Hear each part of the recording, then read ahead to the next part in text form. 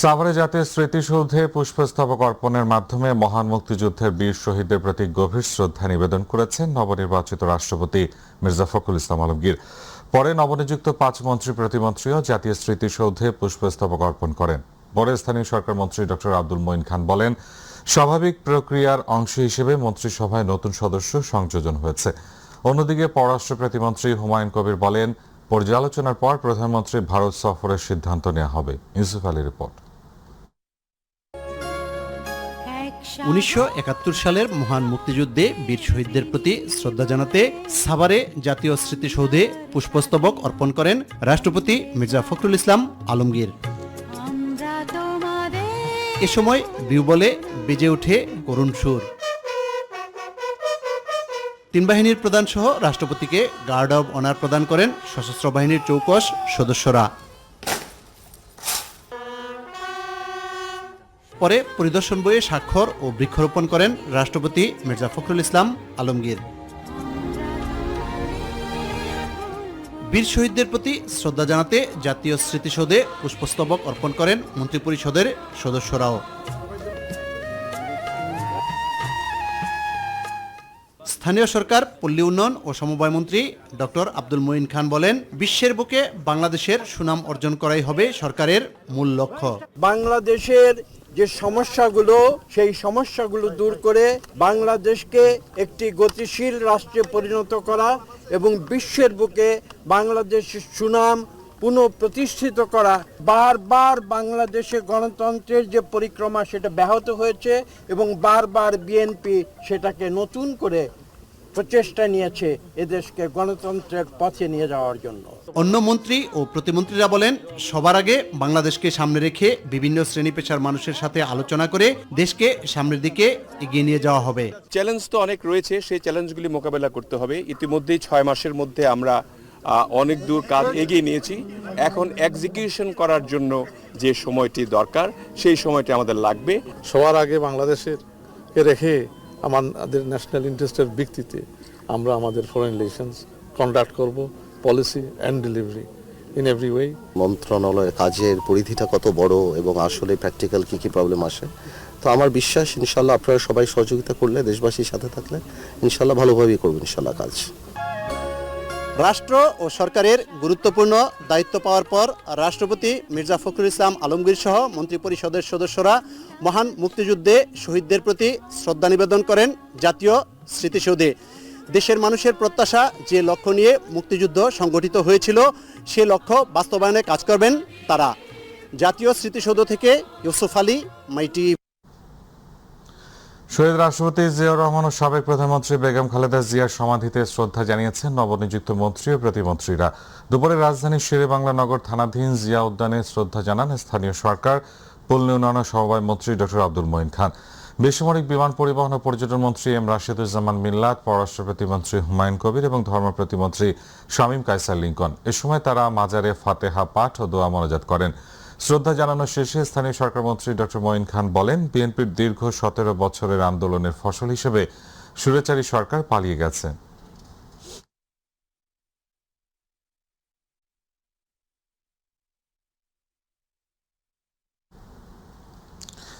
রাষ্ট্রপতি হয়েছেন ঠাকুরগাঁও 1 আসন থেকে নির্বাচিত সংসদ সদস্য মির্জা ফখরুল ইসলাম আলমগীর। ফলে সংবিধান অনুযায়ী তার ওই সংসদীয় আসনটি শূন্য ঘোষণা করেছে বাংলাদেশ জাতীয় সংসদ সচিবালয়। শনিবার জাতীয় সংসদ সচিবালয়ের লেজিসলেটিভ সাপোর্ট উইং এর সচিব ব্যারিস্টার মোহাম্মদ গোলাম সরওয়ার ভূঁইয়া স্বাক্ষরিত এক প্রজ্ঞাপনে এই তথ্য জানানো হয়। প্রজ্ঞাপনে বলা হয়েছে, বাংলাদেশ জাতীয় সংসদের নির্বাচনী এলাকা ঠাকুরগাঁও 1 আসন হতে নির্বাচিত ত্রয়োদশ জাতীয় সংসদের সংসদ সদস্য মির্জা ফখরুল ইসলাম আলমগীর শুক্রবার বাংলাদেশের রাষ্ট্রপতির কার্যভার গ্রহণ করায় ওই আসনটি তার কার্যভার গ্রহণের তারিখ হতে শূন্য হল। বিজ্ঞপ্তিটি অবিলম্বে বাংলাদেশ গেজেটের অতিরিক্ত সংখ্যায় প্রকাশের জন্য সরকারি মুদ্রালয়ে পাঠানোর নির্দেশ দেওয়া হয়েছে।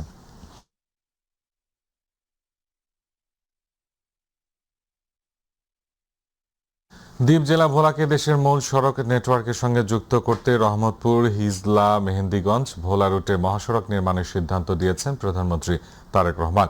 তেজগাঁয়ে প্রধানমন্ত্রীর কার্যালয়ে এক সভায় এই সিদ্ধান্ত হয়। সভায় ভোলার সঙ্গে ঢাকা ও বরিশালের সরাসরি সড়ক যোগাযোগ স্থাপনের 3টি প্রস্তাব নিয়ে আলোচনা হয়।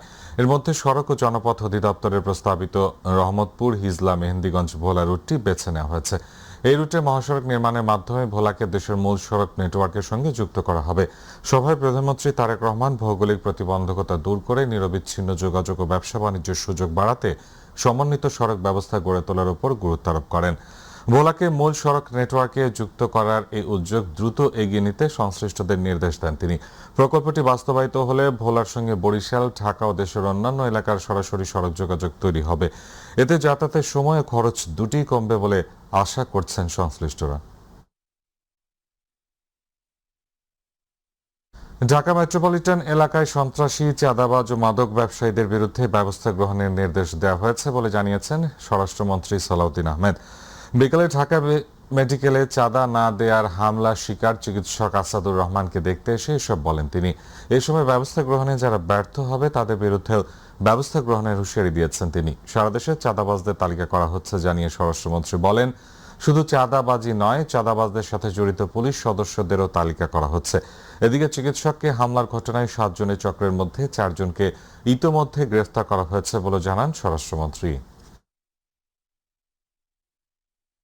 আমি পুলিশের প্রশংসা করি, কিন্তু পুলিশের আরও কাজ করা বাকি আছে।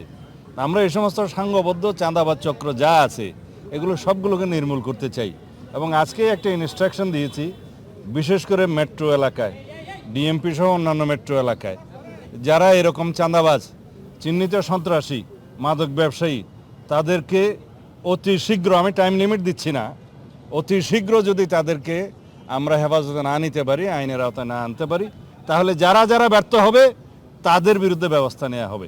চাঁদাবাজদের সাথে যদি কোনো পুলিশ সদস্য জড়িত থাকে তাদের তালিকাও করছে। দেশে বিনিয়োগের পরিবেশ তৈরিতে সরকার কাজ করছে জানিয়ে অর্থমন্ত্রী আমির খসরু মাহমুদ চৌধুরী বলেছেন, বিনিয়োগ ছাড়া অর্থনীতিতে কোনো কিছুই করা সম্ভব নয়। এর জন্য সরকার ও বেসরকারি খাতকে একসঙ্গে কাজ করতে হবে। রাজধানীর মতিঝিলে Dhaka chamber of commerce and industry আয়োজিত 2026 অর্থবছরের দ্বিবার্ষিক অর্থনৈতিক পরিস্থিতি, রাজস্ব মুদ্রানীতি এবং বেসরকারি খাতের প্রত্যাশা বিষয়ক সেমিনারে তিনি এসব কথা বলেন। ব্যবসায়ীদের বিভিন্ন সমস্যার সমাধানে কমিটি গঠন এবং ওয়েবসাইট চালু করা হয়েছে জানিয়ে আমির খসরু মাহমুদ চৌধুরী জানালেন, ব্যবসায়ীরা কোথাও আটকে গেলে তা সমাধানে সরকার বদ্ধপরিকর। তবে কোথাও বাধার মুখে পড়লে ব্যবসায়ীদেরও নিজ উদ্যোগে তার বিরুদ্ধে রুখে দাঁড়াতে হবে। আমরা যত কথাই বলি, বিনিয়োগ ব্যতীত এখান থেকে বেরিয়ে আসার কোনো সুযোগ নাই। এবং আমি এটাও এগ্রি করি, অনেকে বলেছেন আপনারা, যে দেশের মধ্যে যদি বিনিয়োগ না হয় বিদেশিরা এখানে আসার জন্য যে ইনসেন্টিভ, যে তাদের যে কনফিডেন্স, সেটা হবে না। এবং বাংলাদেশের ব্যবসায়ীরা সেটা করেছে বিগত দিনে। আমাদের যে গ্রোথটা হয়েছে বিগত দিনে, সেটা মূলত প্রাইভেট সেক্টর ড্রিভেন একটা গ্রোথ ছিল।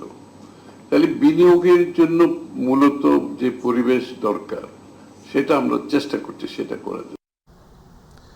রাজনৈতিক দলগুলোর মনস্তাত্ত্বিক পরিবর্তন এবং পলিসিগত পরিবর্তন না হওয়া পর্যন্ত নেতৃত্ব স্থানে নারীর সমান অংশগ্রহণ নিশ্চিত করা সম্ভব না বলে মন্তব্য করেন পররাষ্ট্র প্রতিমন্ত্রী শামা ওবায়েদ। রাজধানীর এক হোটেলে পলিটিক্স ল্যাব বাংলাদেশের তরুণ নারী রাজনৈতিক নেতৃত্ব শক্তিশালীকরণ এবং গণতান্ত্রিক পরিসর পুনরুদ্ধার শীর্ষক সংলাপে তিনি এসব কথা বলেন। প্রতিমন্ত্রী বলেন, যত বেশি নারীরা শিক্ষিত হবে তত বেশি নারী স্বনির্ভর হবে এবং ক্ষমতায়ন নিশ্চিত হবে। সেক্ষেত্রে সরকার নারীদের শিক্ষার ক্ষেত্রে অধিক মনোযোগ দিচ্ছে। মেয়েদের কে টিকে থাকতে হলে, বিশেষ করে রাজনীতিতে, আপনার তৃণমূলকে ক্ষমতায়ন করতে হবে। তৃণমূলে যারা নারীরা আছে তাদেরকে ক্ষমতায়ন করতে হবে। That is the first priority. আমাদের দেশের হিস্ট্রি বলে, আমাদের দেশের নারী প্রধানমন্ত্রী দেশনেত্রী বেগম খালেদা জিয়া ছিলেন, শেখ হাসিনা ছিল, অনেক দিন ছিলেন। তারপরেও কিন্তু উইমেন এম্পাওয়ারমেন্ট যাকে বলে সেটা বস্তুত অর্থে কিন্তু আমরা পাই নাই, বিকজ রুট লেভেল থেকে নারীর ক্ষমতায়ন হয় না। ভারতের কলকাতায় হোটেলে ভয়াবহ অগ্নিকাণ্ডে নিহত 7 বাংলাদেশির মধ্যে সাতক্ষীরার এস এম আলিমুজ্জামান সাজুর মরদেহ পরিবারের কাছে হস্তান্তর করা হয়েছে। দুপুর 12টার দিকে ভোমরা স্থলবন্দরে ভারতীয় বিএসএফ ও ইমিগ্রেশন কর্তৃপক্ষ মরদেহটি বাংলাদেশ ইমিগ্রেশন কর্তৃপক্ষের কাছে হস্তান্তর করে। পরে প্রয়োজনীয় আনুষ্ঠানিকতা শেষে মরদেহটি তার ভাই SM নুরুন নবীর কাছে বুঝিয়ে দেওয়া হয়। একই ঘটনায় নিহত সাতক্ষীরার অপর নাগরিক রেবতী সরকারকে পরিবারের ইচ্ছায় কলকাতাতেই দাহ করা হয়।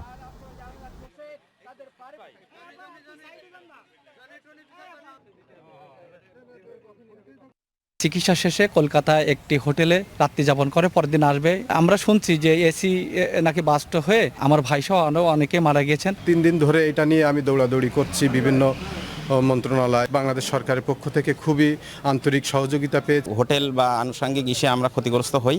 এই ক্ষতিগ্রস্তের জন্য ভারত সরকারকে আমরা দায়ী করি এবং এরকম আমার ভাইয়ের মতন আর কোনো ভাইকে যেন আমার না হারাতে হয় সেই দাবি আমি জানাই।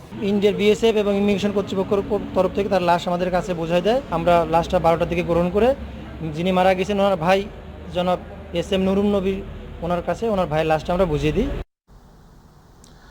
এদিকে কলকাতায় অগ্নিকাণ্ডে মারা যাওয়া বাকি 5 বাংলাদেশি মরদেহ বেনাপোল দিয়ে হস্তান্তর করা হয়েছে। বিকেল 5:30টার দিকে মৃতদেহগুলো বেনাপোল চেকপোস্ট ইমিগ্রেশন ও বিজিবি কর্তৃপক্ষের নিকট হস্তান্তর করা হয়।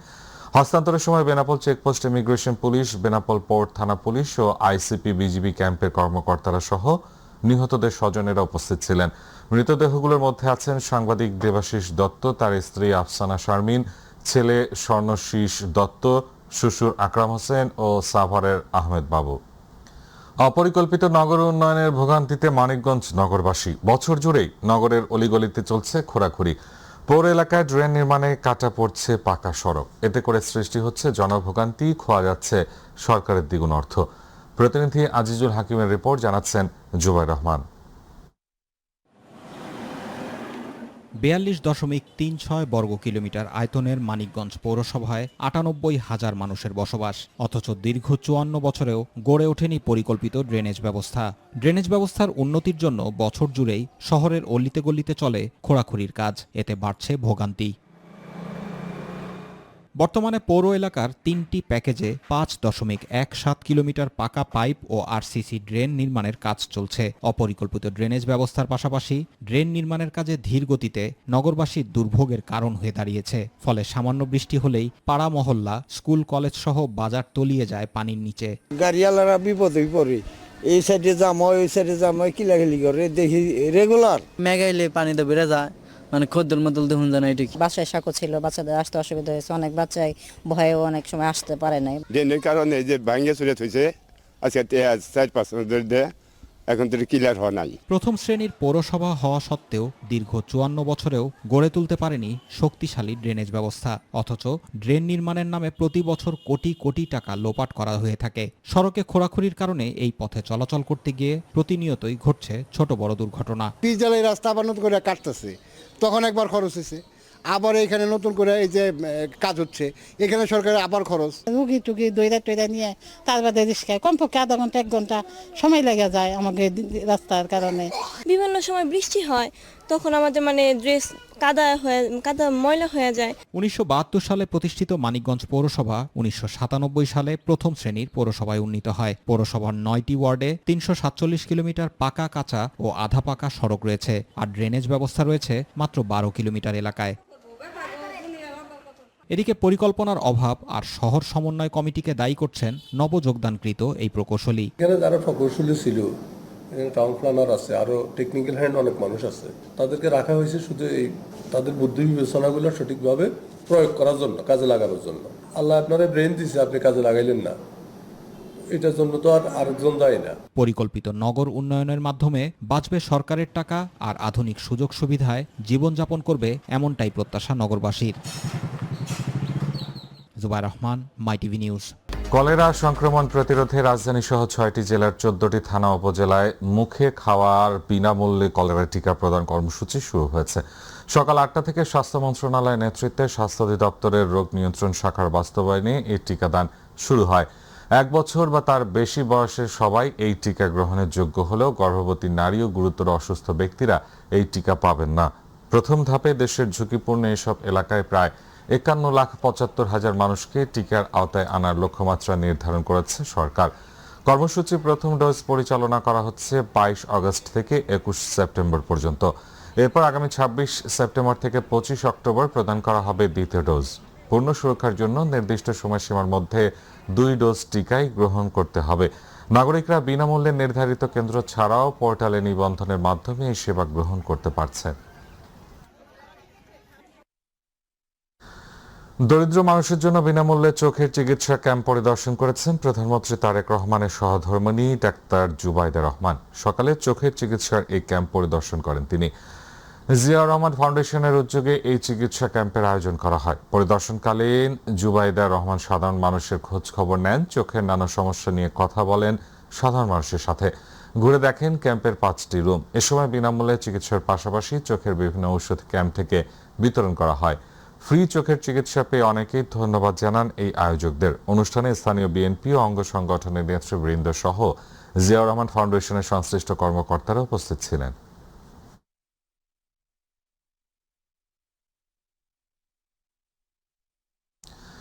ঢাকা সিটির সেবা করার দায়িত্ব পেলে এই শহরকে বদলে দেওয়ার লক্ষ্যে তাদের সেবা পরিচালনার প্রধান নির্দেশক হবে কোরআন।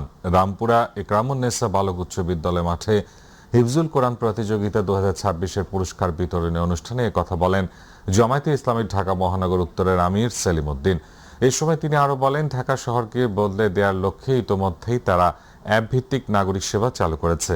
এই অ্যাপ ব্যবহারের মাধ্যমে সিটি কর্পোরেশনের স্বেচ্ছাসেবক দল সকল নাগরিক সেবা দিতে প্রস্তুত থাকবে বলে জানান তিনি। আমরা যদি ঢাকা শহরের দায়িত্ব পাই, কোরআন হবে আমাদের সকল কর্মকাণ্ডের মূল ভিত্তি। কোথাও কোনো একটা অ্যাক্সিডেন্ট হয়েছে, কোথাও একটা মানুষ বিপদে পড়েছে, ওটা আমাদেরকে জানাতে লেট হইতে পারে, কিন্তু আমাদের কুইক রেসপন্স টিম গিয়ে সেই কাজ করে দেওয়ার ক্ষেত্রে কোনো দেরি করবে না। আমরা এরকম একটা দায়িত্বশীল সমাজ, মানবিক সমাজ আমরা কায়েম করতে চাই।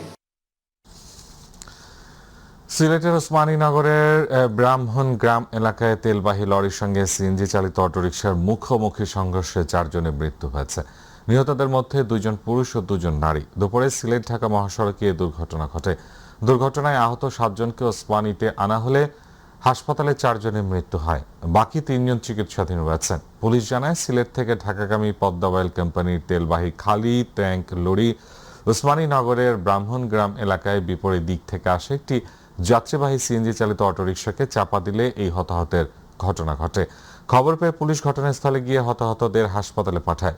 গত 7 আগস্ট একই মহাসড়কে 2টি বাসের মুখোমুখি সংঘর্ষে 9 জনের মৃত্যু হয়।